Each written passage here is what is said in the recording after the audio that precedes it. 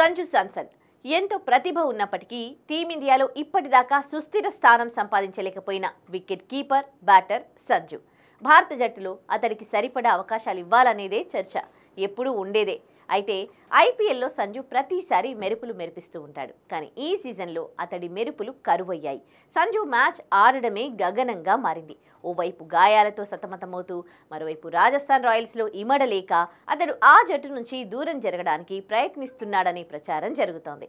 అయితే 2013లో Sanju IPL career ఆరంభమైంది రాజస్థాన్ జట్టుతోనే. 2016-17లో రాజస్థాన్ నిషేధానికి గురైన 2 ఏళ్లు మినహా ఆ జట్టుతోనే అతడు సాగుతున్నాడు.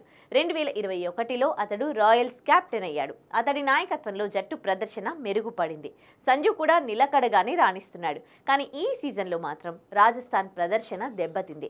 టీం మేనేజ్మెంట్తో సంజుకు చెడిందనే వార్తలొస్తున్నాయి. ఒకప్పుడు రాజస్థాన్ మెంటార్గా ఉండి ఆ తర్వాత భారత జూనియర్ సీనియర్ జట్ల కోచ్ బాధ్యతలతో చాలా ఏళ్లు రాయల్స్కు దూరమైన ద్రవిడ్ టీమిండియా కోచ్ పదవీకాలం ముగియడంతో ఆ సీజన్కు తిరిగి రాజస్థాన్ జట్టులోకి వచ్చాడు.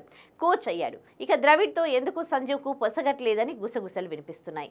ఇదిలా ఉంటే సంజు గాయాల విషయంలో రకరకాల అనుమానాలు వ్యక్తమవుతూ ఉన్నాయి. గాయం పేరుతో అతన్ని రాయల్స్ కావాలని పక్కన పెట్టిందని కొందరంటూ ఉంటే సంజునే కావాలని మ్యాచ్లకు దూరంగా ఉన్నాడని మరికొందరు అంటున్నారు. ఏదేమైనప్పటికీ ఈ సీజన్లో సంజు పేరు ప్రతికూల విషయాలతోనే వార్తల్లో నిలుస్తోంది.